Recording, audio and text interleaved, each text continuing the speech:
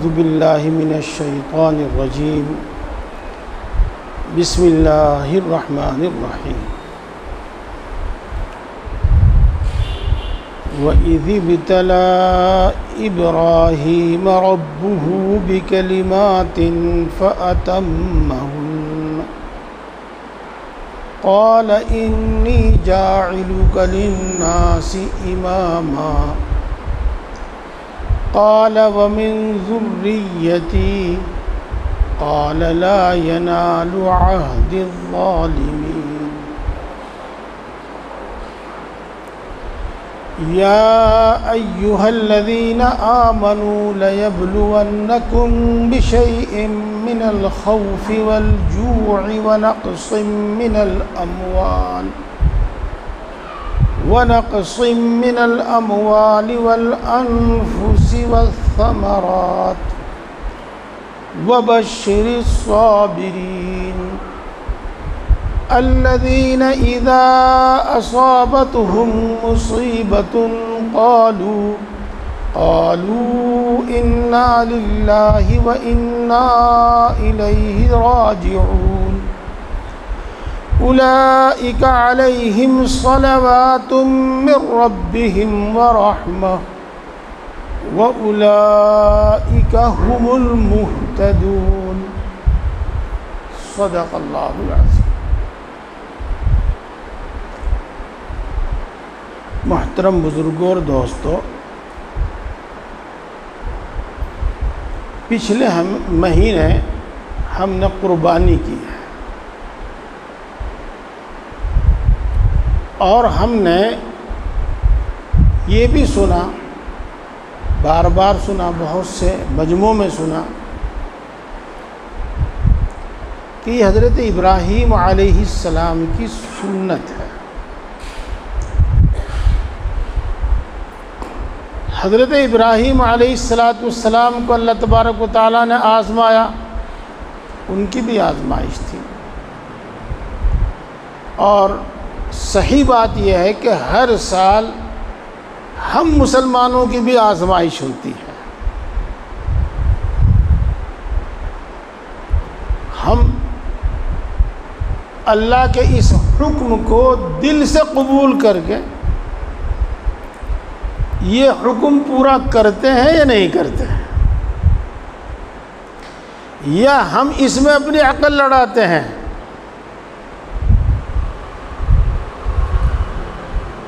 جانور کو جب ذبح کیا جاتا ہے تو بہت تکلیف ہوتی ہے اس کو،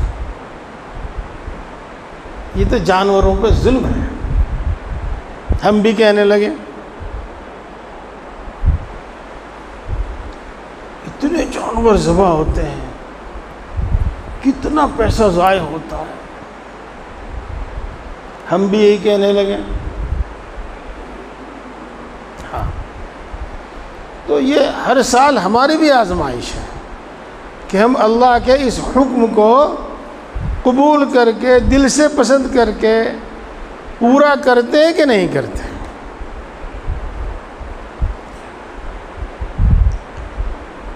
دوستو، آپ کو یاد ہوگا کہ پچھلے مہینے اسی جگہ اسی مجلس میں حضرت ابراہیم علیہ السلام کی زندگی کے کچھ حالات بیان کیے تھے، اور ان میں یہ پہلو سامنے رکھا گیا تھا کہ ہمیں ہر حال میں اللہ کا مطیع و فرما بردار ہونا چاہیے۔ وہ حکم جو اللہ کی طرف سے ہمیں دیا گیا ہے، مشکل ہے تب بھی ہم اس کو پورا کریں، آسان ہے تب بھی ہم اس کو پورا کریں، اس کا کوئی نفع ہماری سمجھ میں آتا ہے تب بھی ہم اس کو پورا کریں، اور اس کا کوئی نفع ہماری سمجھ میں نہیں آتا تب بھی ہم اس کو پورا کریں۔ ہر حال میں اللہ کا حکم ماننا، ہر حال میں اللہ کی اطاعت و فرما برداری کرنا، اس پہلو کو سامنے رکھ کے اور اس موضوع پر بات ہوئی تھی۔ پیارے دوستو، بات زیادہ پرانی نہیں، 1 مہینے پرانی ہے، اور یاد دلا دی گئی تو تازہ ہو گئی۔ میں سمجھتا ہوں کہ اس کا ایک جو دوسرا پہلو ہے، جس کو ہم کہتے ہیں، ہم نہیں کہتے بلکہ اللہ رب العزت ارشاد فرماتے ہیں، وہ ہے آزمائش اور امتحان۔ تو آج بات ہو جاوے آزمائش اور امتحان پر۔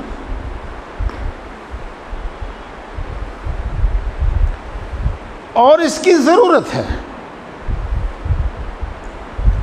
ہم میں سے جتنے یہاں بیٹھے ہوئے ہیں سب کو اس طرح کے حالات پیش آتے ہیں، بلکہ زندگی اس دنیا میں جتنے بھی انسان ہیں، روئے زمین پر بسنے والے جتنے بھی انسان ہیں، ان سب کو اس طرح کے حالات یعنی آزمائشی حالات پیش آتے ہیں۔ اب کوئی تو اس آزمائش میں ثابت قدم رہتا ہے اور اس امتحان میں پورا اترتا ہے، اور کوئی اس امتحان میں لڑ کھڑا جاتا ہے، پھسل جاتا ہے اور ناکام ہو جاتا ہے، اور اپنی دنیا اور آخرت تباہ اور برباد کر لیتا ہے۔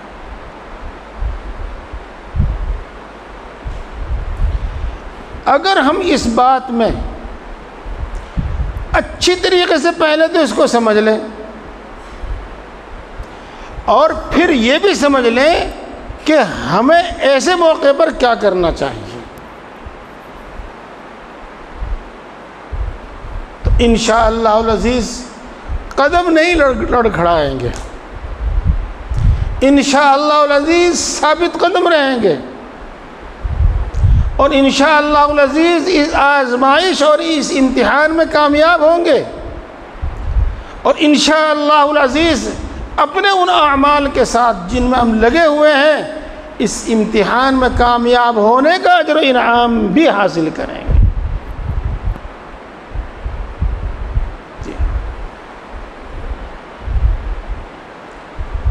اللہ بندے کی آزمائش کس طرح کرتا ہے وہ اس آیت شریفہ میں بیان کی گئی ہے۔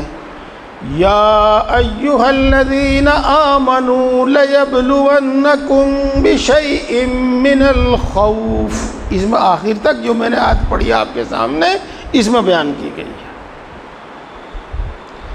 میں اس کو بھی بیان کروں گا کہ اس سے پہلے یہ بتانا چاہتا ہوں میں آپ کو کہ اس آزمائش سے کوئی نہیں بچتا، اور یہ آزمائشی حال و احوال سب کو پیش آتے ہیں۔ آزمائش میں جو خیالات ہمارے ہوتے ہیں، جن وجوہات سے ہم پریشان ہوتے ہیں، وہی سب اللہ کے ان نیک اور مقبول بندوں کو بھی پیش آئے ہیں، جن کی بزرگی پر، جن کے اللہ کے نزدیک مقبول اور محبوب ہونے پر ہمارا ایمان ہے۔ میں پہلے بہت مختصر طریقے پر کچھ واقعات اسی طرح کے آپ کے سامنے رکھنا چاہتا ہوں۔ انشاءاللہ العزیز یہ واقعات سن کر ہماری طبیعت ان تعلیمات کو ماننے اور قبول کرنے پر آمادہ ہو جاوے گی، اس موقع پر ان حالات میں اللہ نے ہمیں جو حکم دیا۔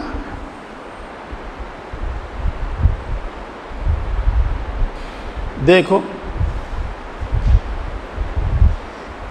انسان کو فطری طور پر اپنی اولاد سے محبت ہے، فطری طور پر ہر انسان کو عالم، جاہل، مومن، کافر، صالح، گناہگار، فاسق، سب کو اپنی اولاد سے محبت ہے، اور مجھے اور اپنے آپ کو اپنی اولاد کے بارے میں کوئی تکلیف دہ حالات دیکھ کر جو تکلیف ہوتی ہے وہ ان کو بھی ہوتی ہے،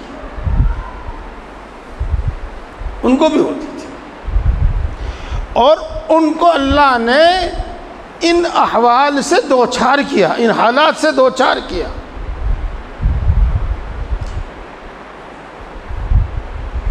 میں حضرت ابراہیم علیہ السلام کے تمام واقعات میں تو صرف 2 ہی واقعے بتاؤں گا آپ کے سامنے۔ 87 سال کی عمر میں بڑھاپے کی انتہا میں اللہ تبارک و تعالیٰ نے حضرت ابراہیم علیہ السلام کو ان کی دعاؤں سے بیٹا عطا فرمایا۔ اب دیکھو اس بیٹے کو دیکھنے سے باپ کی آنکھیں کتنی ٹھنڈی اور باپ کے دل کو کتنا سرور اور سکون، لیکن حکم آتا ہے اللہ تبارک و تعالیٰ کا کہ اپنے اس بیٹے کو بھی اور اس کی ماں کو بھی اپنے سے جدا کر دو۔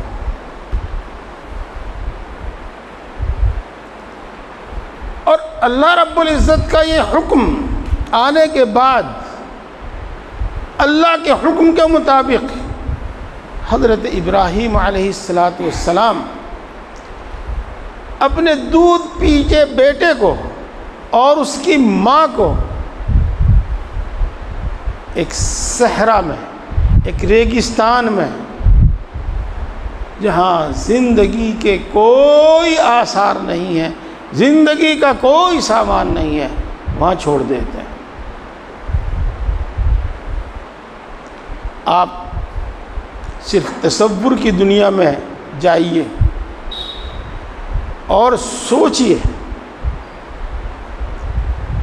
کہ کتنی مشکل حالت تھی ہے اور کیسی دگمگا دینے والی حالت تھی۔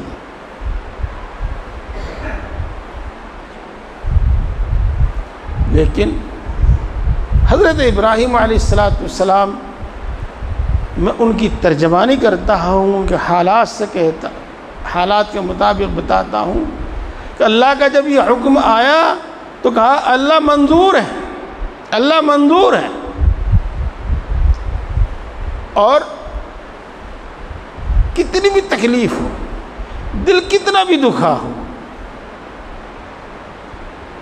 نہ اللہ کا شکوہ، نہ اللہ کی شکایت، نہ اس حکم کے پورا کرنے میں کوئی پس و پیش۔ یہی ہے استقامت،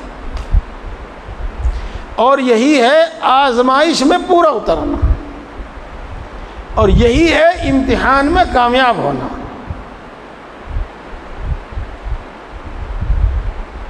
جی، اس کے بعد حکم ہوتا ہے، تفصیل میں نہیں جائیے، کہ بیٹے کو ذبح کرو۔ میرے دوستو، آج تو بیٹے کو کمزور دیکھ کر، بیمار دیکھ کر آدمی ہر وقت کڑتا ہے، ہر وقت ایک گویا کہ وہ آگ کے انگاروں پر ہوتا ہے۔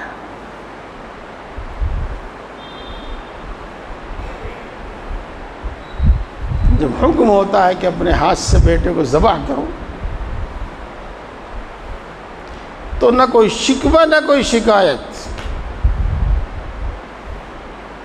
اور نہ ہی اس حکم کے پورا کرنے میں کوئی جھجک، کوئی پس و پیش۔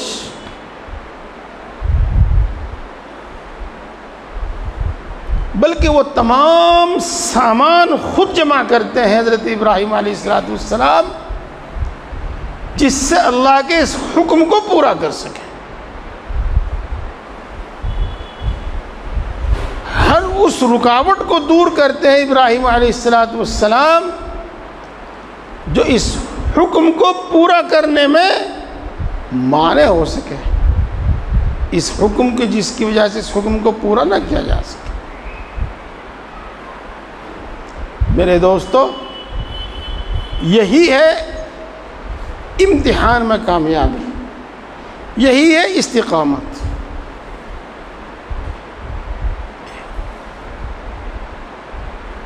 پیارے بھائیوں، اس پر گفتگو کرنے کی بہت گنجائش ہے، انشاءاللہ کبھی ہوگی۔ میں آگے بڑھتا ہوں، آگے بڑھتا ہوں۔ ہمارے نبی حضرت محمد مصطفیٰ صلی اللہ علیہ وسلم اللہ کے حکم کے مطابق مکہ میں دین کی، اسلام کی اشاعت اور تبلیغ کا فرض انجام دیتے ہیں، ایمان کی دعوت دیتے ہیں، اللہ کی اطاعت و عبادت کی دعوت دیتے ہیں،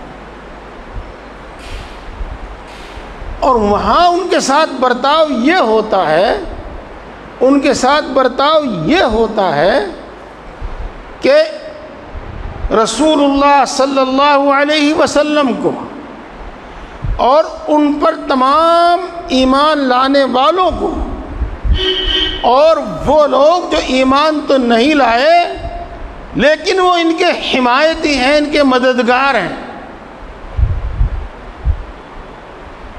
مکے والے ان سب کا بائیکاٹ کر دیتے ہیں، مکے والے ان سب کا مقاطعہ، بائیکاٹ، مقاطعہ کر دیتے ہیں، اور رسول اللہ صلی اللہ علیہ وسلم اور دوسرے تمام مؤمنین اور رسول اللہ صلی اللہ علیہ وسلم کے حمایتی جو ایمان بھی نہیں لائے تھے، وہ سب دو پہاڑوں کے بیچ میں رہنے پر مجبور ہو جاتے ہیں۔ پورا مکہ ان کو چھوڑ دیتا ہے، پورا مکہ ان کو چھوڑ دیتا ہے، نہ کوئی ان سے بات کرتا، نہ کوئی ان کے ساتھ خرید و فروخت کرتا، نہ کوئی ان کے ساتھ ہمدردی کا اظہار کرتا، اور 2 سال تک، 2.5 سال تک وہ اسی گھاٹی میں رہتے ہیں جس کو شعب ابی طالب کا نام دیا گیا ہے۔ ظاہر ہے ان دنوں میں ان پر کیا کیا بیتا، بھوک، بیماریاں، اپنے چہیتوں کی موت، اور جس طریقے سے آدمی محسوس کرتا ہے ذلت اور رسوائی، سب کچھ۔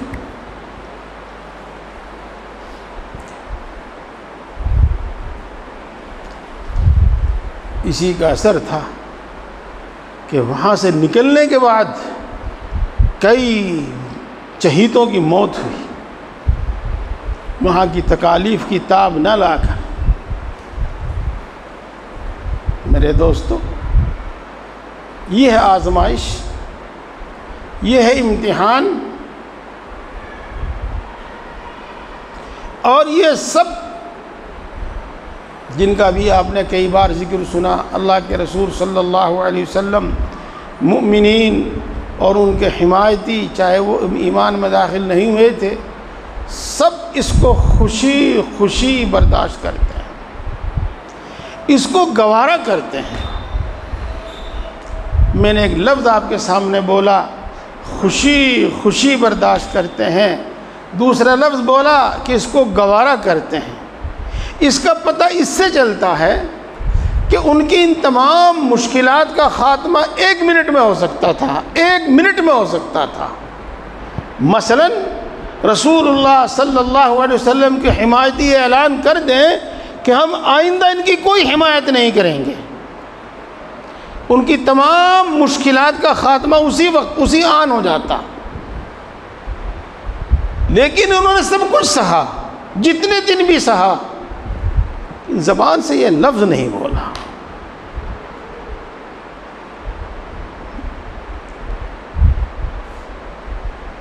ایک بالفرض بات ہے، بالفرض بات ہے، وہ مومنین جو رسول اللہ صلی اللہ علیہ وسلم پر ایمان لا کر آپ کے ساتھ شعب ابی طالب میں تھے اور سب کچھ برداشت کر رہے تھے، صرف ایک جملہ کہتے وہ کہ ہم نے محمد کو چھوڑ دیا،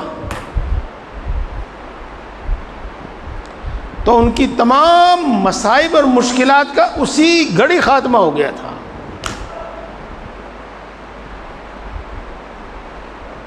لیکن انہوں نے سب کچھ سہا، سب کچھ سہا، یہ جملہ اپنی زبان سے نہیں بولا، اسی کا نام ہے استقامت۔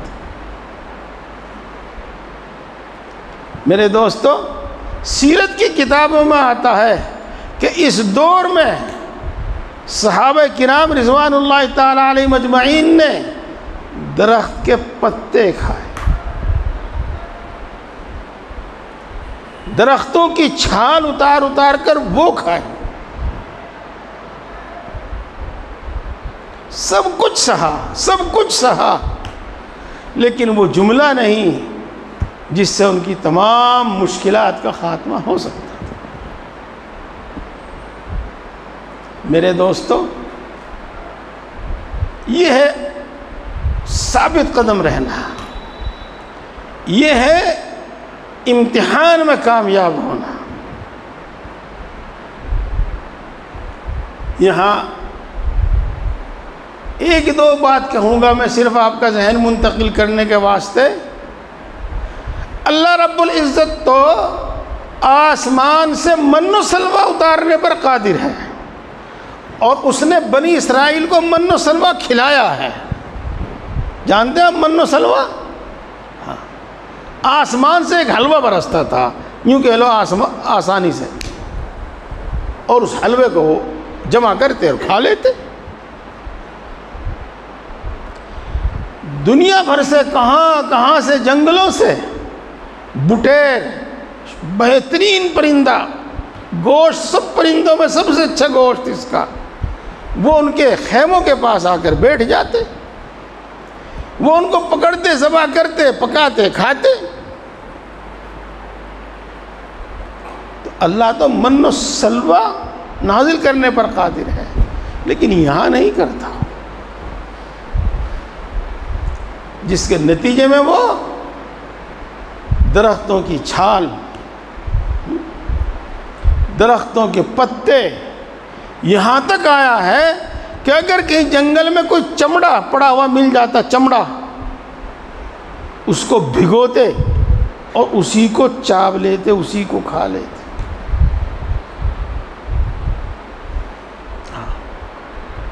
یہ آزمائشی حالات وہاں بھی آئے ہیں۔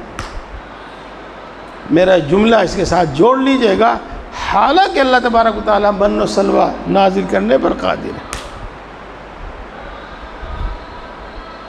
لیکن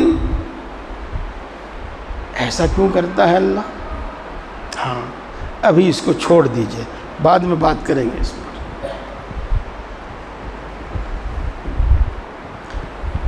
رسول اللہ صلی اللہ علیہ وسلم کی زندگی بہت کچھ آپ کے سامنے ہے اور آزمائشوں سے بھری ہوئی ہے۔ سب کو یہاں کیا بیان کیا جائے، میں آپ کو ایک واقعہ بتاتا ہوں، ایک واقعہ سناتا ہوں، اور آپ جس توجہ سے سن رہے ہیں، اس توجہ کے ساتھ سننے کے بعد آپ اس میں تھوڑا سا غور بھی کریں۔ یہ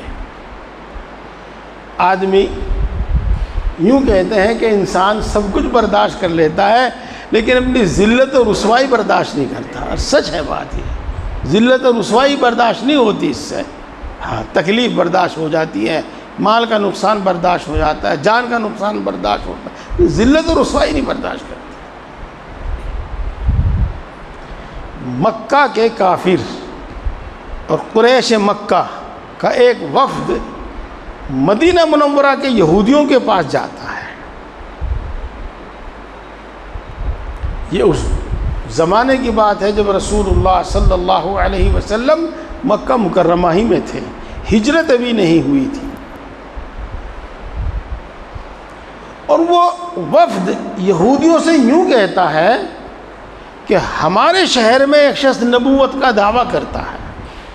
ہم تم نبوت کا مفہوم آج تک چاہے نہ سمجھے ہوں، لیکن کافر لوگ اس کا، مشرک لوگ اس کا مطلب سمجھتے تھے کہ یہ وہ شخص ہے جو وہی کہتا ہے جو اللہ اس سے کہلواتا ہے. یہ وہ شخص ہے، یہ اسی کام کا حکم دیتا ہے جس کا بارے میں اللہ اس کو کہتا ہے کہ لوگوں کو اس کام کا حکم دو. اور میرے دوستو، اللہ کے وجود کو ماننے والے اور اللہ کی صفات کو ماننے والوں کے ذمہ یہ بات لازم ہوتی ہے پھر کہ اس شخص کی بات مانیں. تو وہ اس بات کو سمجھتے تھے،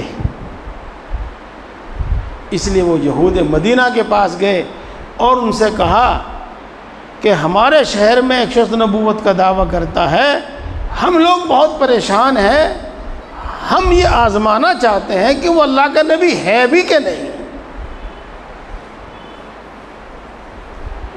ہم یہ سمجھنا چاہتے ہیں کہ وہ اللہ کا نبی ہے کہ نہیں. ماننے نہ ماننے والی بات تو بعد کی ہے، ہم یہ سمجھنا چاہتے ہیں کہ وہ اللہ کا نبی ہے بھی کہ نہیں. تو مدینے کے یہودیوں نے، علماء یہود نے ان سے کہا کہ تم جا کر ان سے 3 سوال کرو اور جو وہ جواب دے وہ جواب تم ہمیں آ کر بتاؤ. اگر اس نے ان تینوں کا جواب صحیح دے دیا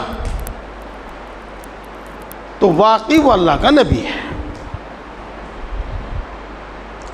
اور اگر ان تینوں باتوں کا جواب اس نے صحیح نہیں دیا بس وہ اللہ کا نبی نہیں ہے. بات تو بہت آسان اور بہت صاف ہو گئی. تم اس سے جا کر پوچھو کہ روح کیا ہے. تم ان سے جا کر پوچھو کہ بنی اسرائیل فلسطین سے، کنعان سے مصر میں کیسے منتقل ہوئے، اور تم ان سے پوچھو کہ وہ چند نوجوان جنہوں نے اپنے ایمان اور اپنے دین کی، اپنے مذہب کی وجہ سے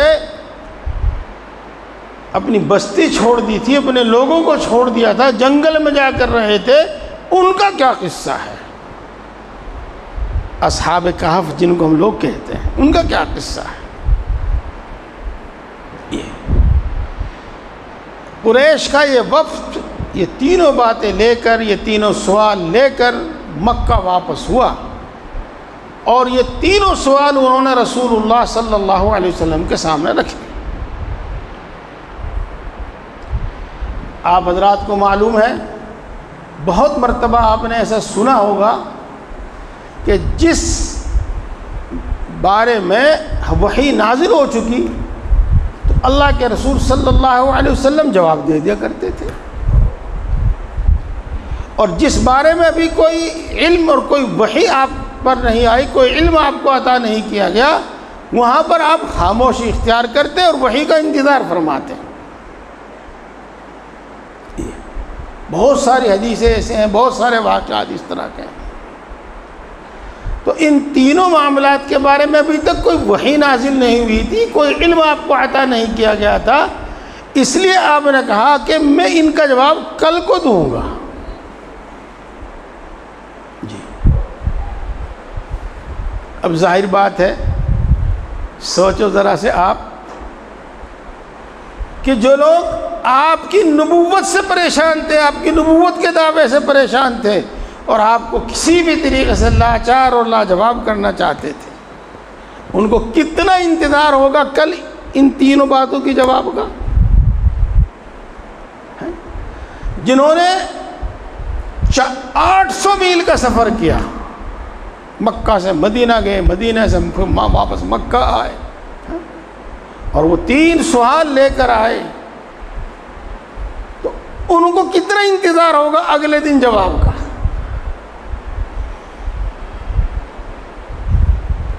لیکن رسول اللہ صلی اللہ علیہ وسلم پر اس بارے میں کوئی وحی نہیں آئی. اگلا دن پورا گزر گیا، اگلا دن پورا گزر گیا. نعوذ باللہ نعوذ باللہ، آپ تو جھوٹے ثابت ہو گئے. یہ کہا تھا کہ کل جواب دوں گا، لیکن پورا دن گزر گیا، جواب نہیں دیا. اب آپ سوچو مکے میں کیا چرچا ہوگا. اب آپ سوچو رسول اللہ صلی اللہ علیہ وسلم پر کیا بیت رہی ہوگی.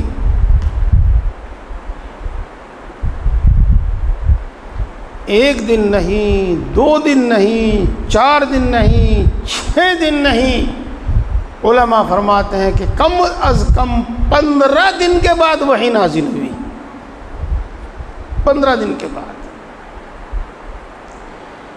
15 دن تک مکے کی گلی کوچوں میں اور مکے کی محفلوں میں کیا تذکرے تھے، اور رسول اللہ صلی اللہ علیہ وسلم کتنے پریشان ہوں گے.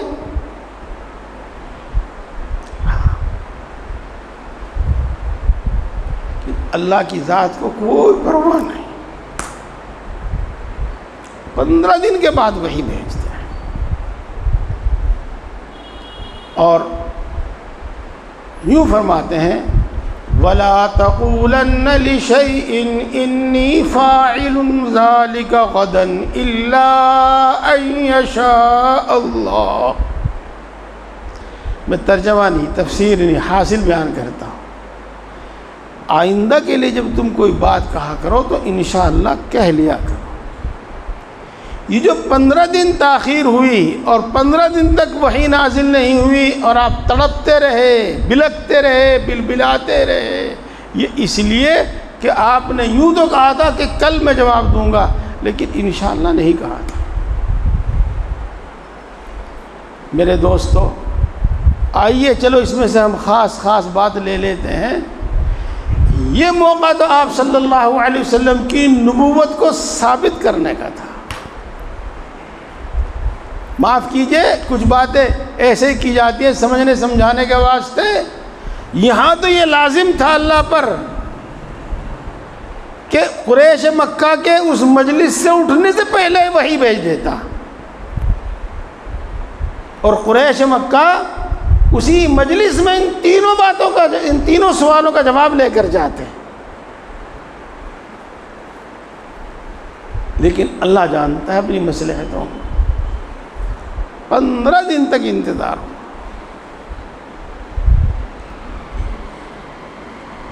میرے دوستو، حضرت ابراہیم علیہ السلام کا قصہ اور رسول اللہ صلی اللہ علیہ وسلم کے 2 قصے اسی لیے میں نے سنائے ہیں کہ اس سے ہمارا دل مضبوط ہوگا. صرف یہ سوچ کر کہ جو کچھ ہو رہا ہے یہ ہم گناہگاروں ہی کے ساتھ نہیں، یہ تو اللہ کے نیک بندوں کے ساتھ، انبیاء کے ساتھ ہوا.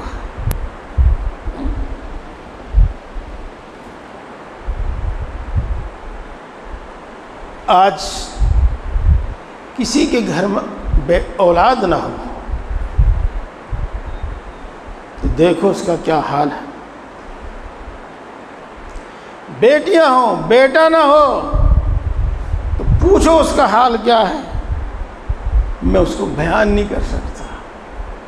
ہاں، آپ نے ایسے کچھ لوگ، ایسے کچھ مرد، ایسی کچھ عورتوں کا حال سنا ہوگا، ان کی بات سنی ہوگی تو آپ خود اندازہ کر سکتے ہیں. وہ لوگ جن کو بیٹا ملا اور وہ گزر گیا، یہ جوان ہو کر گزر گیا، ان کے دل کا حال پوچھو آپ، ان کے دل کا حال پوچھو آپ۔ حضرت یعقوب علیہ السلام اپنے سب سے چھوٹے بیٹے یوسف سے، اس سے چھوٹا بھی تھا ایک بنیامین، اپنے چھوٹے بیٹے یوسف علیہ السلام سے کتنی محبت کرتے تھے، کتنی محبت کرتے تھے۔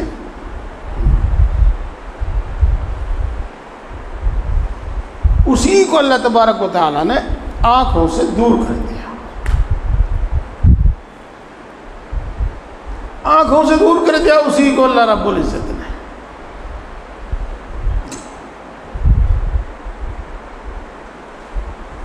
اور کچھ ایسی صورتحال پیدا ہوئی، کچھ ایسی صورتحال پیدا ہوئی کہ اگر یہ یقین ہو جاتا کہ یوسف مر گیا، اس کو دفن کر دیا گیا، تو مرتے تو بہت ہیں، یہ بھی ایک مر گیا تو سکون ہو جاتا، وہ غم اور وہ رنج نہ رہتا۔ لیکن یہ بھی بتایا جاتا رہا کہ یوسف زندہ ہے، اور یوسف کی جگہ اور یوسف کا مقام بھی نہیں بتایا گیا کہ کہاں ہے۔ یوسف علیہ السلام رفتہ رفتہ اتنے با اختیار ہو گئے تھے کہ وہ فوراً اپنے باپ کو اطلاع کر سکتے تھے کہ میں فلاں جگہ ہوں اور خیریت سے ہوں، لیکن یوسف علیہ السلام کو بھی منع کر دیا گیا کہ تم اپنی خبر اپنے باپ کو نہیں دو گے۔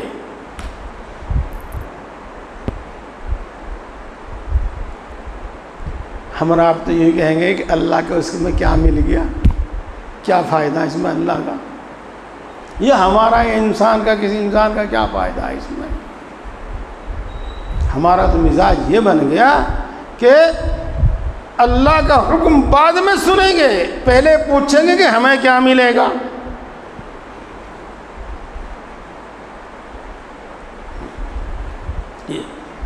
کتنے دن گزر گئے اسی حالت پر، کتنے دن گزر گئے، روایات مختلف ہیں، لیکن اتنا ضرور ہے کہ یوسف علیہ السلام بچے سے بوڑھے ہو گئے، 40 سال کی بھی روایت ہے، اس سے زیادہ کی بھی روایت ہے۔ ایک باپ اپنے بیٹے کی وجہ سے 40 سال تڑپتا ہے، 40 سال تڑپتا ہے، اور اتنا تڑپتا ہے کہ اس غم میں یا یوں کہو رونے میں اس کی آنکھیں چلی جاتی ہیں، اندھا ہو جاتا ہے، نابینا ہو جاتا ہے۔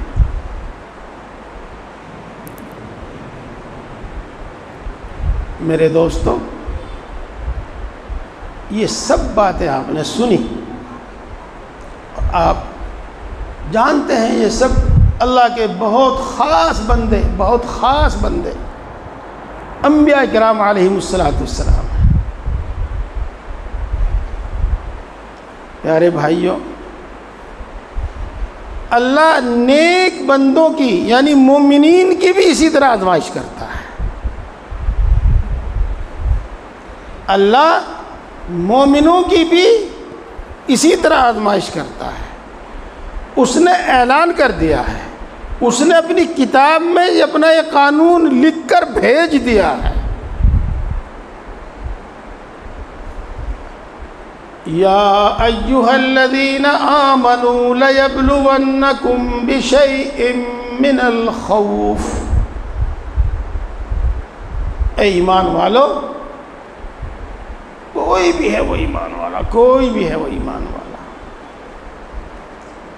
ہم تمہاری آزمائش کریں گے، تمہیں آزمائیں گے، تم پر ڈر اور خوف مسلط کر کے۔ ڈر اور خوف مسلط کرنے کا مطلب یہ ہوا تمہیں کمزور کر دیں گے، تمہارے دشمنوں کو طاقتور کر دیں گے، تمہیں کمزور کر دیں گے، تمہارے دشمنوں کو تم پر مسلط کر دیں گے، اور تم ان سے چھٹکارے اور مدافعت کی کوئی سبیل، کوئی صورت نہیں نکال سکو گے۔ خوف میں مبتلا رہے، اور یہ کسی ایک انسان کے ساتھ بھی ہو سکتا ہے، کسی ایک مومن کے ساتھ بھی ہو سکتا ہے، اور پوری کی پوری امت مسلمہ، پوری کی پوری جماعت مومنین کے ساتھ بھی ہو سکتا ہے۔ میں وہ جملہ بار بار پھر آپ کے سامنے کہوں کہ اس وقت آزمائش میں کامیابی یہ ہے کہ ہم اللہ کا شکوہ شکایت نہ کریں، اللہ کے اس حکم پر راضی، اللہ کے اس حکم کی وجہ سے اللہ سے ناراض نہ ہو، اور اس وقت ہمیں جو کرنا چاہیے وہی کریں۔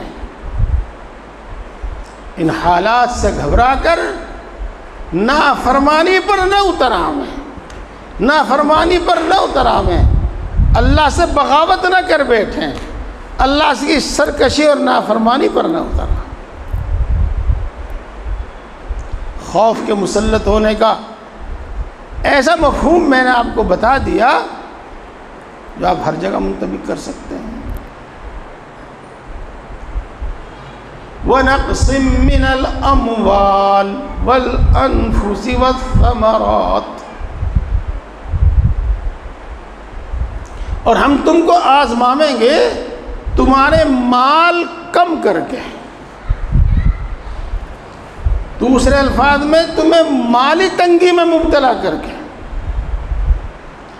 تمہارے مال چھین کر، ضائع کر کے۔ مثال کے طور پر قحط، بارش نہیں تو پیداوار نہیں، درختوں میں پھل نہیں، جانوروں میں دودھ نہیں، یہ کمی۔ پھل تیار ہوگا، کھیتی تیار ہوگی، لیکن کوئی ایسی آفت آتی ہے کہ سب کو جلا کر خاک کر دیتی ہے، سب کو ختم کر دیتی ہے۔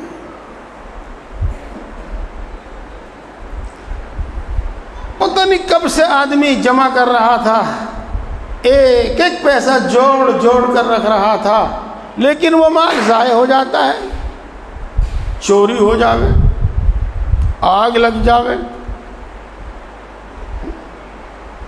تجارت میں نقصان ہو جاوے، کوئی دھوکے باز لے اڑے، اپنی کوئی اولاد، اپنے ہی کوئی بھائی بندوں میں سے ایسا نالائق ہو جاوے کہ وہ اس کو اڑا دے۔ بہرحال مال کی بربادی کی کوئی بھی شکل ہو سکتی ہے، جتنی بھی شکلیں ہیں کوئی بھی شکل ہو سکتی ہے، اور اب یہ شخص خالی ہاتھ رہ جاتا ہے۔ اور یہ تجربہ ہے، کتابوں میں بھی لکھا ہے، اخلاق کی کتابوں میں بھی لکھا ہے۔ ایک شخص تو وہ جو ہمیشہ سے تنگ دست ہوتا ہے، وہ اتنا دکھی اور اتنا پریشان نہیں ہوتا، اور ایک شخص وہ جو مالدار ہے اور پھر تنگ دست ہو جاتا ہے، وہ بڑا دکھی ہوتا ہے، بڑا پریشان ہوتا ہے، اس سے یہ تکلیفیں، یہ ذلت برداشت نہیں ہوتی۔ لیکن ہوگا تمہارے ساتھ، لیکن ہوگا تمہارے ساتھ۔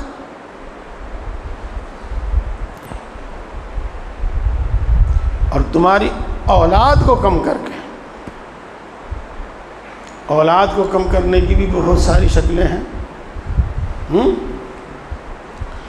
تم تڑپتے رہو اپنے بیٹوں کی شادی کے واسطے، لیکن رشتہ ہی نہ ملے، رشتہ ہی نہ ہو، رنڈوا کا رنڈوا اس دنیا سے چلا جاوے۔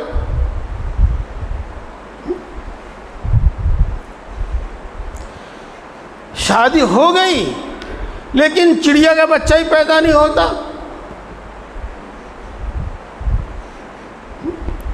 پیدا ہوتا ہے لیکن زندہ نہیں رہتا۔ یہ سب صورتیں پیش آتی ہیں اور ہم اور تم دیکھتے ہیں کہ ہمارے معاشرے میں ایسا ہے، ہمارے معاشرے میں ایسا ہے۔ پیارے بھائیوں، آزمائش کی اور بھی صورتیں ہیں، وَنَقْصٍ مِّنَ الْأَمْوَالِ وَالْأَنفُسِ، نفس میں اور جان میں کمی کی ایک صورت یہ بھی ہے کہ ایسی بیماری لگ گئی کہ ٹھیک ہی نہیں ہوتا۔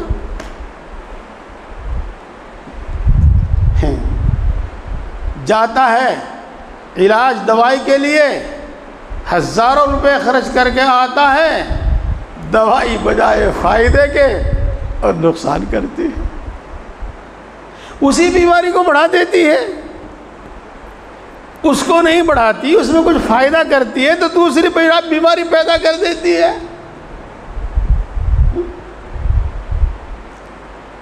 تو میرے دوستو، بہت صورتیں ہیں آزمائش کی۔ تو میں نے پہلے انبیاء کرام علیہم السلام کے واقعات سنا کر اور پھر یہ آیت شریفہ کا ترجمہ آپ کے سامنے پیش کر کے یہ سمجھنے اور سمجھانے کی اور یہ بتانے کی کوشش کی ہے کہ اس طرح کے حالات پیش آئیں گے، اس طرح کے حالات پیش آئیں گے،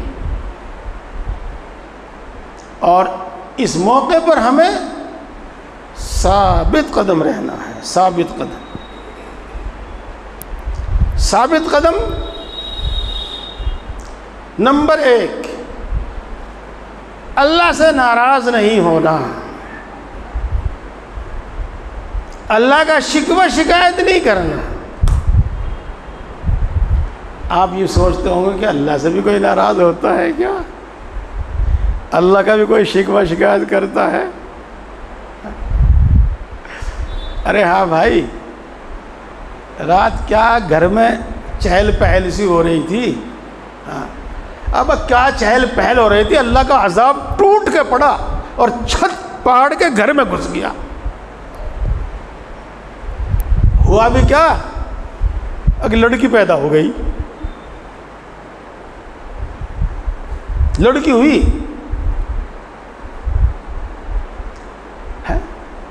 اب بتاؤ یہ الفاظ اس کے بتاتے ہیں کہ نہیں کہ اللہ سے وہ ناراض ہے؟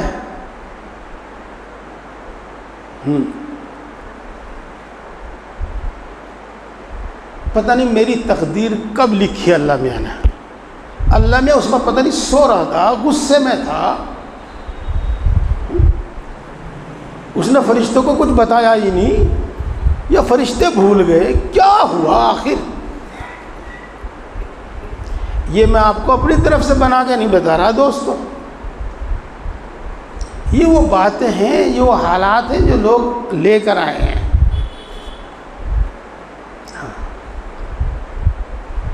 اللہ میں کو غصہ آ رہا تھا، اللہ میں بھی بھول گیا تھا اس کے بارے میں کہ کیا اس کو دینا۔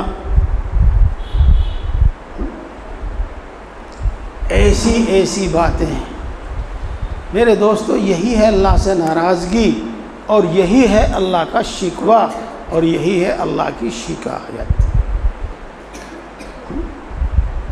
ایسا ہرگز نہیں۔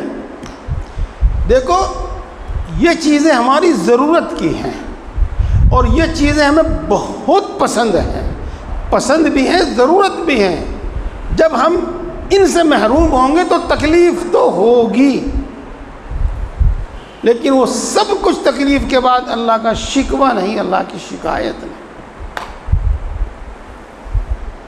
یہ ہے وہ ثابت قدم رہنا، اور یہ ہے وہ آزمائش میں کامیاب ہونا۔ اس شکوے شکایت کے نہ ہونے کے ساتھ ساتھ اپنی کسی اس ایسی حالت کا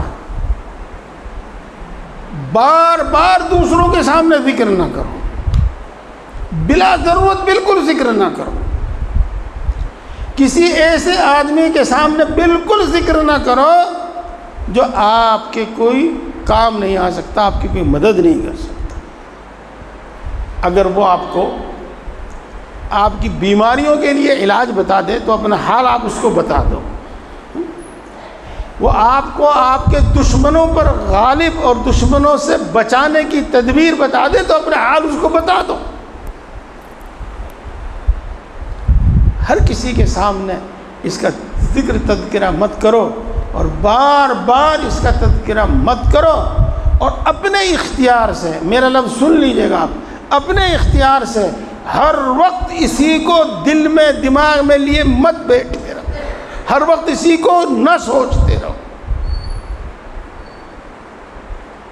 پیارے بھائیو، بات سمجھ میں آ رہی؟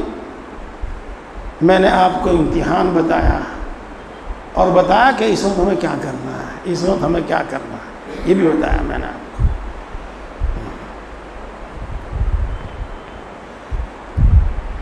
اور آپ بیٹھیے گا، نماز کے بعد بات ہوگی. ہاں 9:30 بجے کے بعد بات ہوگی.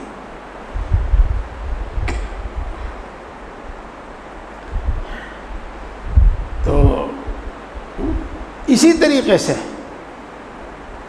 اللہ کی اطاعت اور عبادت میں کوئی کوتاہی نہ کرو. اللہ کا حکم ماننے میں کوئی کوتاہی نہ کرو، کوئی کوتاہی نہ کرو. ہاں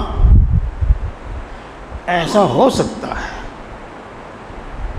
ایک بحث اس میں اور ہے لیکن اس کا وقت نہیں بچے گا آج، کہ تم کمزور ہو جاؤ،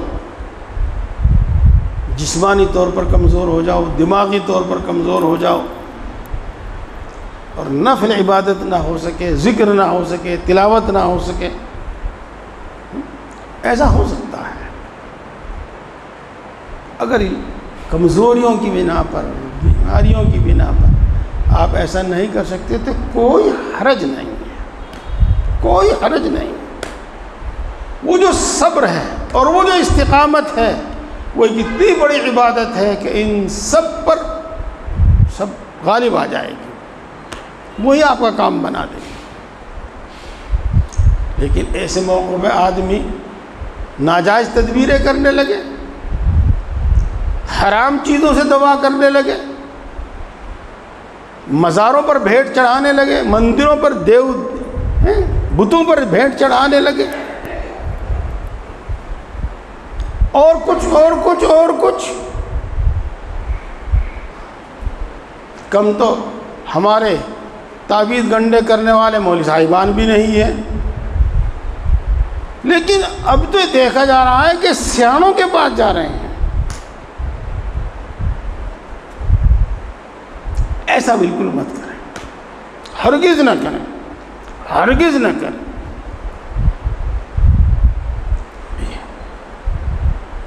میرے دوستو، یہی ہے بات، یہی ہے ثابت قدمی. اللہ کا شکوہ شکایت نہیں، اللہ سے ناراضگی نہیں، ان کا بار بار ذکر تذکرہ نہیں، ہر وقت ان کو سوچنا نہیں، کسی ایسے شخص کے سامنے ذکر تذکرہ نہیں جو اس میں ہماری کوئی مدد نہ کر سکے. اور ان کو دور کرنے کے واسطے اللہ کے کسی حکم کی خلاف ورزی نہیں، یا تنگ دل ہو کر، اللہ سے ناراض ہو کر اللہ کے احکام ہی کو چھوڑ بیٹھے، دعائی چھوڑ بیٹھے. یہ استقامت کا میرے دوستو یہ مطلب ہے. میں اپنی بات آگے بڑھانے سے پہلے آپ سے سوال کرتا ہوں، پیارے بھائیوں، یہ بات آپ کی سمجھ میں آ رہی کہ نہیں آ رہی ہے؟ اور یہ ہم میں سے ہر ایک، بلکہ ہر مسلمان، ہر انسان کے کام کی بات ہے کہ نہیں؟ شاید کوئی ایک انسان ہو، بلکہ تلاش کرنے سے ایک بھی انسان ایسا نہیں ملے گا. کوئی پاگل ہی ہو تو بات الگ ہے، جو اس قسم کے حالات سے یا ان میں سے کسی سے دو چار نہ ہو. میرے پیارے بھائیوں، بات بتائی استقامت کی، بات بتائی استقامت کی۔ اب میں کچھ وہ بات بتاتا ہوں آپ کو کہ ہمیں ان حالات کا برداشت کرنا آسان ہو جائے، ہماری طبیعت خود اس کے لیے آمادہ اور تیار ہو جائے۔ تو دیکھو، موقع وقت بچا تو میں وہ بھی بتاؤں گا، لیکن ابھی جو بتا رہا ہوں میں وہ بتا رہا ہوں۔ سنو، اگر میں غلط پڑھوں آیت تو صحیح کر دو نا۔ وَجَعَلْنَاهُمْ أَئِمَّةً يَهْدُونَ لِأَمْرِنَا لَمَّا صَبَرُوا۔ جب انہوں نے ہماری آزمائشوں پر صبر کیا تو ہم نے ان کو امام بنایا اور لوگوں کا رہبر بنایا۔ پیارے بھائیوں، انبیاء کرام علیہ السلام کے ساتھ اللہ تبارک و تعالیٰ کے یہ واقعہ، یہ برتاؤ، یوں کہو یہ برتاؤ، ہاں یہ ہیں اور اسی نوازش کے واسطے ہیں، اسی نوازش کے واسطے ہیں۔ وَجَعَلْنَاهُمْ أَئِمَّةً يَهْدُونَ بِأَمْرِنَا لَمَّا صَبَرُوا۔ آپ یہ کہو کہ ہم تو نبی نہیں، کہ اللہ آپ کو بھی امام بنا سکتا ہے، نبی نہ صحیح لیکن آپ کو بھی امام بنا سکتا ہے، آپ کو بھی رہبر بنا سکتا ہے۔ آپ کے صبر کی وجہ سے، آپ کے استقامت کی وجہ سے اللہ آپ کی نسلوں میں پیدا کر سکتا ہے، اسی نسل میں، اس کے بعد دوسری نسل میں، اس کے بعد تیسری نسل میں، جب چاہے وہ پیدا کر سکتا ہے۔ ان باتوں کو، اللہ کے ان وعدوں کو سوچا کر۔ ہاں چلیے بات ختم کروں۔ اولئک علیہم صلوات من ربہم ورحمہ۔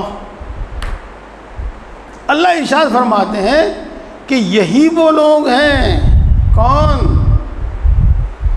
جن کو ہم نے دشمنوں کا خوف مسلط کر کے آزمایا اور وہ اس حالت میں ثابت قدم رہے، جن کو ہم نے مال کم کر کے آزمایا اور وہ اس میں ثابت قدم رہے، جن کو ہم نے اولاد کم کر کے آزمایا اور وہ اس میں ثابت قدم رہے۔ اور صرف یہی تین بات نہیں، اس کے علاوہ جب ان کو کوئی مصیبت پہنچتی ہے تو وہ یوں کہتے ہیں کہ ہم بھی اللہ کے، اور یہ مصیبت بھی اللہ کی طرف سے ہے۔ انا للہ و انا الیہ راجعون۔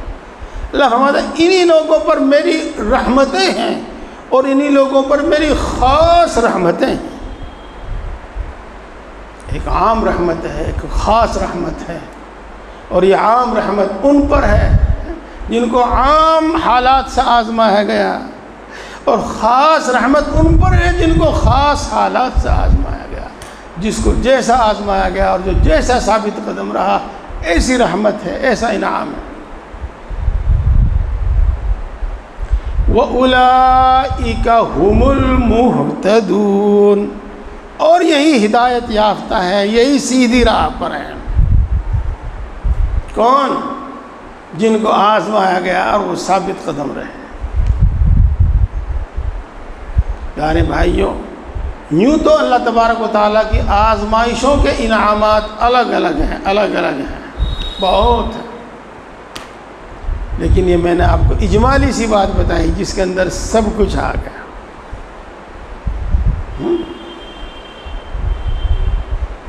اس کے بعد ایک بات بتاؤں گا،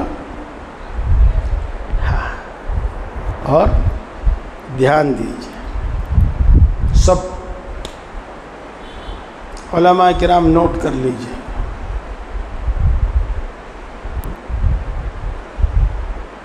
جی، اور تکلف برطرف بتاتا ہوں، اللہ کا عطا کیا ہوا علم ہے، اللہ کا عطا کیا ہوا علم ہے۔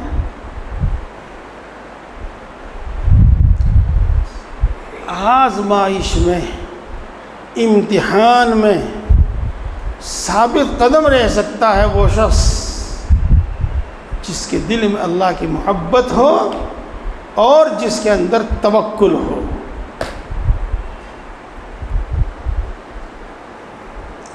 اللہ کی محبت کے بغیر اور توکل کے بغیر امتحان میں ثابت قدم نہیں رہ سکتا۔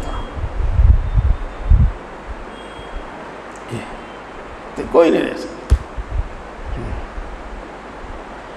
عجیب مولوی صاحب، یہ فون تو آپ کا بڑا اچھا ہے، دے دو، لے لو، تمہارے لیے تو جان بھی حاضر ہے۔ کسے کہو گے آپ؟ یہ کسے کہو گے؟ جس سے محبت ہے۔ اگر اللہ سے محبت ہے تو اللہ کے سامنے سب کچھ حاضر ہے، جو چاہے لے لے۔ اولاد لینا چاہے اولاد، عزت لینا چاہے عزت، تو دولت لینا چاہے دولت، اور جان لینا چاہے جان، اور جتنی تکلیف دینا چاہے دے دے۔ زیادہ غور خوض میں نہ جائیو، زیادہ غور خوض میں نہ جائیو۔ ہاں، اللہ کی رضا کے ساتھ جہنم میں جانے کو بھی تیار ہوں۔ پتہ نہیں کس نے کہا ہوگا، پتہ نہیں کس نے کہا ہوگا، یہی ہے تو وہ محبت۔ بعض مرتبہ وقت بہت ہی تنگ رہ جاتا ہے۔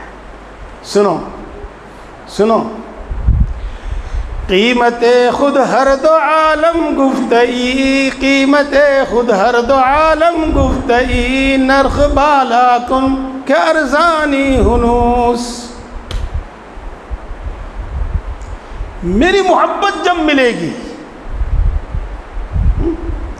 جب تم نہ دنیا کی کسی نعمت کی تمنا کرو اور میرے لیے دنیا کی ہر نعمت چھوڑ دو، اور میری محبت، میری رضا تم کو جب ملے گی جب نہ آخرت کی کسی نعمت کی تمنا کرو اور آخرت کی بھی ہر نعمت چھوڑ دو۔ یہ مطلب ہے اس کا، قیمت خود ہر دو عالم گفتگی۔ ہاں، تو کسی قدردان نے کہا، کسی قدردان نے کہا میں تیار ہوں، اور یہ سب چھوڑ کر بھی تیری محبت مل جائے تو سودا بڑا سستا ہے۔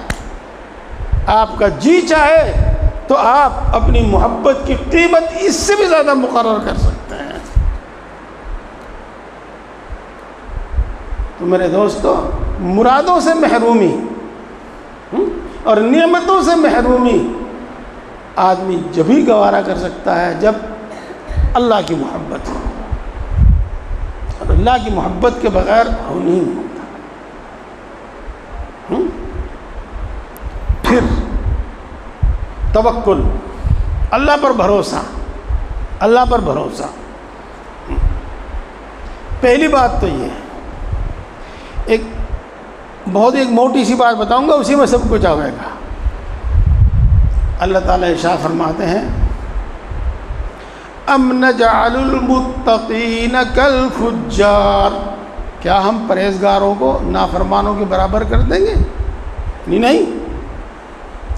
اسی کا ایک جملہ ہے، والعاقبۃ للمتقین، اچھا انجام متقی لوگوں کے لیے ہے۔ تو آپ یہ یقین کیجئے، توکل، اس پر بھروسہ کیجئے گا کہ میرے پہ حالات کچھ بھی پیش آئیں، کچھ بھی پیش آئیں حالات، لیکن اگر میں اللہ کا فرما بردار ہوں، اللہ کا مطیع فرما بردار بندہ ہوں، تو انجام اچھا ہوگا۔ اور یہ سچ ہے، اور یہ بالکل سچ ہے۔ اسی طریقے سے اللہ تبارک و تعالیٰ نے، چاہے وہ نماز ہو، چاہے وہ روزہ ہو، چاہے وہ صبر ہو، کچھ بھی ہو، ان سب پر بڑے بڑے وعدے فرمائے ہیں، بڑے بڑے وعدے فرمائے ہیں۔ قرآن پاک میں، حدیث پاک میں ان کا ذکر موجود ہے۔ ان کو یاد کرو، ان پر یقین کرو، اللہ پر بھروسہ کرو کہ یہ سب وعدے پورے ہوں گے۔ تو محبت اور توکل سے ہم امتحان میں ثابت قدم رہیں گے۔ محبت پیدا کرو، توکل پیدا کرو، اور صبر اور آزمائش میں مبتلا اور اس میں کامیاب لوگوں کے واسطے اللہ نے جو وعدے کیے ہیں وہ سوچو، تو پھر صبر آسان ہو جائے گا، استقامت آسان ہو جائے گی، اس محرومی کا برداشت کرنا آسان ہو جائے گا، اس دل کی کڑھن کا، اس دماغ کی چبھن کا اور اس جسم کی ان بیماریوں کا برداشت کرنا آسان ہو جائے گا، ان ذلتوں کا برداشت کرنا آسان ہو جائے گا۔ اللہ تعالیٰ مجھے بھی، آپ کو بھی اور سب لوگوں کو اپنی محبت و معرفت عطا فرمائے۔ ہمیشہ اللہ سے دعا کرو کہ اللہ آزمائش اور امتحان سے محفوظ رکھے، عافیت اور راحت کا معاملہ فرمائے، کہ دعا کرتے رہو، اور اس کے ساتھ جو حالت پیش آوے خوشی خوشی برداشت کرو، خوشی خوشی برداشت کرو۔ الحمدللہ رب العالمین، الرحمن الرحیم، مالک یوم الدین، والصلاة والسلام علی سید الانبیاء والمرسلین، محمد وآلہ واصحابہ اجمعین، لا الہ الا انت سبحانک انی کنت من الظالمین، ربنا ظلمنا انفسنا وإن لم تغفر لنا وترحمنا لنکونن من الخاسرین۔ اے اللہ تو سب سے بڑا ہے، ہر چیز پر قادر ہے، ہر چیز کا مالک ہے، ہر چیز کے خزانے تیرے قبضے میں ہیں، تیرے خزانے کبھی کم یا ختم ہونے والے نہیں۔ اے اللہ تو یقیناً ہر چیز پر قادر ہے، یہ ساری کائنات تو نے ہی پیدا کی، اس ساری کائنات کا نظام تو ہی چلاتا ہے، اس ساری کائنات کی ضرورتیں تو ہی پورا کرتا ہے۔ اے اللہ تو یقیناً بڑی طاقت والا ہے، تیری قدرت میں کنکر پتھر اور ہیرا موتی پیدا کرنا برابر۔ اے اللہ تو یقیناً بڑی قدرت والا ہے، تیری قدرت میں مٹی اور سونا پیدا کرنا برابر ہے۔ اے اللہ تو یقیناً بڑا مہربان ہے، سب پر مہربان ہے، بڑی بڑی نعمتوں سے نوازتا ہے، بلا عوض عطا فرماتا ہے، بلا استحقاق عطا فرماتا ہے، بے شمار عطا فرماتا ہے، بغیر مانگے عطا فرماتا ہے، اور مانگنے والوں سے، مانگنے والوں کو کبھی محروم نہیں کرتا۔ اے اللہ تو یقیناً بڑا مہربان ہے، سب پر مہربان ہے، بڑی بڑی خطاؤں کو معاف کرتا ہے، بار بار معاف کرتا ہے، معاف کرنے کو پسند کرتا ہے، سینکڑوں سال کے کفر و شرک تک کو توبہ کرنے سے معاف کر دیتا ہے۔ اے اللہ ہم تیری ان تمام اچھی اور سچی صفات کے واسطے سے مانگتے ہیں، ہم سب کو ایمان کامل عطا فرما۔ اے اللہ ایمان کی لذت و حلاوت نصیب فرما، ایمانی تقاضوں پر عمل کرنے کی توفیق نصیب فرما، اپنے وعدوں کا یقین عطا فرما، مومنوں والی صفات پیدا فرما، ایمان والی صفات ہمارے اندر پیدا فرما۔ اے اللہ اپنی محبت و معرفت عطا فرما، اپنا خوف عطا فرما، اتنا خوف عطا فرما، اتنا خوف عطا فرما جو ہر گناہ سے روک، اتنا خوف عطا فرما جو تیری نافرمانی سے روک۔ اے اللہ اپنے نبی کی محبت عطا فرما، نیک لوگوں کی محبت عطا فرما۔ اے اللہ ہم سب کو ہدایت عطا فرما، کل عالم کے انسانوں کو ہدایت عطا فرما، ہماری اولاد کو اور ہماری آنے والی نسلوں کو ہدایت عطا فرما۔ اے اللہ ہم سب کو دین کی صحیح سمجھ عطا فرما، نفع دینے والا علم عطا فرما، اپنے علم پر عمل کی توفیق نصیب فرما، ہم نے یہاں جو سنا ہے اس پر عمل کی توفیق نصیب فرما۔ اے اللہ ذکر کرنے والی زبان عطا فرما، اے اللہ شکر کرنے والا دل عطا فرما، اے اللہ اپنی طاعت و عبادت میں مشقت برداشت کرنے والا جسم عطا فرما، اے اللہ ہم سب کو متقی اور پرہیزگار بندہ بنا، ہم سب کو اپنا فرما بردار بندہ بنا، اے اللہ آج تک جتنے گناہ کیے ہیں تمام گناہوں کو معاف فرما، پکی سچی توبہ نصیب فرما، توبہ پر استقامت نصیب فرما، اے اللہ تمام گناہوں سے نفرت پیدا فرما، تمام گناہوں سے حفاظت فرما، نفس و شیطان کے شر سے ہماری حفاظت فرما، ایک لمحے کے لیے نفس و شیطان کے حوالے نہ فرما، اے اللہ تیری توفیق کے بغیر کچھ بھی نہیں ہوتا، تیری نصرت کے بغیر کچھ بھی نہیں ہوتا، اے اللہ اپنی طاعت و عبادت کی توفیق نصیب فرما،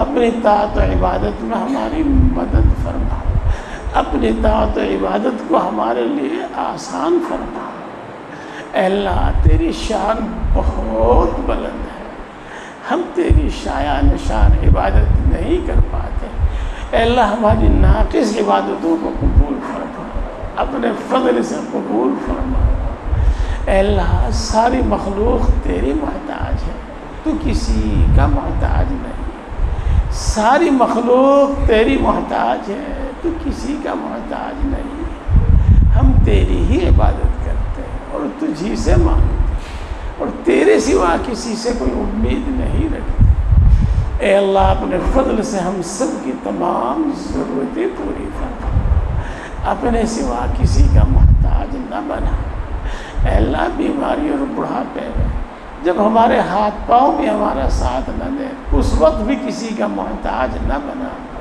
اس وقت ہمیں اپنے فضل سے روزی زیادہ عطا فرما، اے اللہ ہم سب کو اور ہمارے گھر کے تمام افراد کو اور امت مسلمہ کے ہر فرد کو اور خاص طور سے دعا کے لیے کہنے والوں کو اے اللہ صحت و قوت عطا فرما، شفاء کاملہ عاجلہ عطا فرما، اے اللہ خصوصاً خطرناک قسم کی بیماریوں سے شفا نصیب فرما، خصوصاً خطرناک قسم کی بیماریوں سے حفاظت فرما، اے اللہ خوشحالی عطا فرما، تنگ دستی سے حفاظت فرما، خوشحالی عطا فرما، تنگ دستی سے حفاظت فرما، اے اللہ تو خوب جانتا ہے کہ قرض نگاہیں جھکا دیتا ہے، قرض کمر توڑ دیتا ہے، اے اللہ قرض کی ادائیگی کی غیب سے صورتیں پیدا فرما، قرض کی ادائیگی کی غیب سے صورتیں پیدا فرما، اے اللہ ہم نہایت کمزور ہیں، ہر لحاظ سے کمزور ہیں، امتحان اور آزمائش کے قابل نہیں ہیں، امتحان اور آزمائش کے قابل نہیں ہیں، اے اللہ ہم تجھ سے تیرا فضل مانگتے ہیں، اے اللہ ہم عافیت مانگتے ہیں، اے اللہ ہم راحت مانگتے ہیں، اے اللہ عافیت عطا فرما، راحت عطا فرما، اپنی نعمتیں عطا فرما، چین و سکون کی زندگی عطا فرما، اے اللہ ہم کمزور ہیں، اے اللہ ہماری کمزوری اور بے بسی پر رحم فرما، اے اللہ ہماری کمزوری اور بے بسی پر رحم فرما، اے اللہ تو دلوں کی بات کو خوب جانتا ہے، تجھ پر کچھ بھی چھپا ہوا نہیں، اے اللہ تو سب کی ضرورتوں سے واقف ہے، تجھ پر کچھ بھی چھپا ہوا نہیں، اے اللہ جس کو مکان کی ضرورت ہے اس کو کشادہ مکان عطا فرما، جس کو دکان کی ضرورت ہے اس کو موقع کی دکان عطا فرما، جس کو کاروبار کی تلاش ہے اللہ اس کو بابرکت حلال کاروبار عطا فرما، جس کو کاروبار عطا کیا ہے اللہ اس میں برکت عطا فرما، اللہ اس میں ترقی عطا فرما، اے اللہ خاص طور سے تیرے وہ اہل خیر حضرات بندے جو تیرے دین کی نصرت کے لیے خرچ کرتے ہیں، تیرے ضرورت مند بندوں پر خرچ کرتے ہیں، اے اللہ ان کے مالوں میں خوب خوب برکت عطا فرما، ان کے کاروبار میں خوب برکت عطا فرما، اے اللہ جن کو رشتوں کی تلاش ہے ان کو نیک اور نبھا والے رشتے عطا فرما، اے اللہ جن کو اولاد کی تمنا ہے ان کو نیک اور صالح اولاد عطا فرما، اے اللہ جن کو اولاد عطا کی ہے ان کی اولاد کو ان کی آنکھوں کی ٹھنڈک بنا، ان کے دل کی راحت بنا۔ اے اللہ ہمارے گھروں میں چین، سکون اور سکینہ نازل فرما، اپنی رحمتیں نازل فرما، اپنی برکتیں نازل فرما۔ اے اللہ ہمارے درمیان اتفاق اور اتحاد پیدا فرما، آپسی جھگڑے ختم فرما، خصوصاً ماں باپ اور اولاد کے آپسی جھگڑے ختم فرما، خصوصاً میاں بیوی کے آپسی جھگڑے ختم فرما۔ اے اللہ ہر ایک کا حق پہچان کر ادا کرنے کی توفیق نصیب فرما، خصوصاً ماں باپ کی عزت و خدمت کرنے کی توفیق نصیب فرما۔ اے اللہ مال، جان، ایمان، عزت و آبرو کی حفاظت فرما، کسی ظالم کو ہم پر مسلط نہ فرما، کسی بے رحم کو ہم پر مسلط نہ فرما۔ اے اللہ جو ناجائز مقدمات میں پھنسے ہوئے ہم کو باعزت بری فرما، جو اپنے حق کے لیے لڑ رہے ہیں ان کو ان کا حق عطا فرما۔ اے اللہ مرتے دم تک دین حق، دین اسلام پر ثابت قدم فرما، اپنے اپنے مقررہ وقت پر ایمان پر خاتمہ فرما۔ اے اللہ ایمان پر خاتمہ فرما۔ اے اللہ مرتے وقت کلمہ نصیب فرما، موت کی سختی سے حفاظت فرما، قبر کے عذاب سے حفاظت فرما، میدان حشر کی سختیوں سے حفاظت فرما۔ اے اللہ میدان حشر کی ذلت و رسوائی سے حفاظت فرما۔ تو اپنے بہت سے بندوں کو بغیر حساب کے بخشے گا، اللہ ہمیں بھی بغیر حساب کے بخش دیجیے۔ اے اللہ بغیر حساب کے بخش دیجیے۔ اے اللہ پوری امت مسلمہ کی مغفرت فرما، ہمارے ماں باپ کی مغفرت فرما، ہمارے بیوی بچوں کی مغفرت فرما، ہمارے اعزاء اقربا دوست احباب کی مغفرت فرما، ہمارے اساتذہ ہمارے مشائخ کی مغفرت فرما۔ اے اللہ جن کا ہمارے دل میں کوئی حق ہے ان کی مغفرت فرما۔ اے اللہ جس نے ہم پر کوئی احسان کیا ہے اللہ ان کی مغفرت فرما۔ اے اللہ امت کے اندر بیداری اور سمجھداری پیدا فرما، امت کے اندر اتفاق اور اتحاد پیدا فرما۔ اے اللہ اسلام اور مسلمانوں کو عزت، قوت اور غلبہ نصیب فرما، اس بے کسی اور بے بسی سے نجات و رحمت فرما، اس بے کسی اور بے بسی سے نجات و رحمت فرما۔ اے اللہ کل عالم میں امن و امان، سکون و اطمینان نازل فرما، خصوصاً ہمارے اس ملک میں اور خصوصاً ہماری اس بستی میں اور خصوصاً ملک فلسطین میں امن و امان، سکون و اطمینان نازل فرما۔ اے اللہ امن و امان کے دشمنوں کو نیست و نابود فرما، مر یا میٹ فرما۔ اے اللہ جہاں جہاں مسلمانوں کو ستایا جا رہا ہے ان کی خصوصی نصرت فرما۔ اے اللہ ہر وہ خیر تو اس سے مانگی ہے، تیرے نبی نے مانگی ہے، ہم کو عطا فرما۔ ہر اس شر سے پناہ چاہتے ہیں جس سے تیرے نبی نے پناہ چاہی ہے، اس سے ہماری حفاظت فرما۔ جو مانگا ہے وہ بھی عطا فرما، جو مانگنے سے رہ گیا وہ بھی عطا فرما۔ اے اللہ اے ہم سب کو پیدا کرنے والے، اے اللہ اے ہم سب کو پیدا پالنے والے، اے اللہ اے ماں سے زیادہ محبت کرنے والے، اے اللہ اے باپ سے زیادہ مہربان، ہم اپنا دکھ تجھی کو سناتے ہیں۔ اے اللہ اپنا دکھ تجھی کو سناتے ہیں، تجھی سے فریاد کرتے، کسی سے کوئی امید نہیں، تیرے سوا کوئی ہمارا نہیں۔ سچ تو یہ ہے کہ تیرے سوا کسی کو کوئی طاقت اور کوئی مجال نہیں دے، تو دلوں کی بات کو خوب جانتا ہے، تجھ پر کچھ بھی چھوا، تجھ پر کچھ بھی چھوا ہوا۔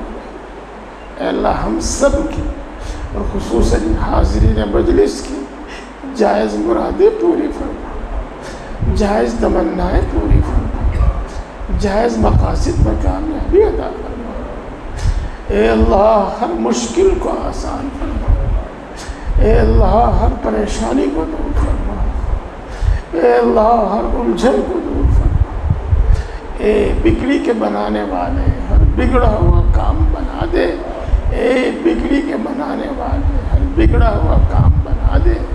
اے قادر مطلق ہر اٹکا ہوا کام بنا دے، اے قادر مطلق ہر اٹکا ہوا کام بنا دے۔ اے اللہ اپنے فضل و کرم سے اپنے نبی پاک حضرت محمد مصطفیٰ صلی اللہ علیہ وسلم کے صدقہ اور طفیل سے ہماری تمام دعاؤں کو قبول فرما، ہمارے حق میں بھی قبول فرما، اور جو دعا کے لیے کہتے ہیں ان کے حق میں بھی قبول فرما۔ آمین آمین یا رب العالمین۔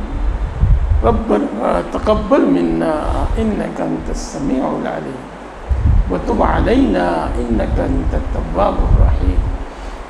سبحان ربك رب العزة عما يصفون وسلام على المرسلين والحمد لله رب العالمين۔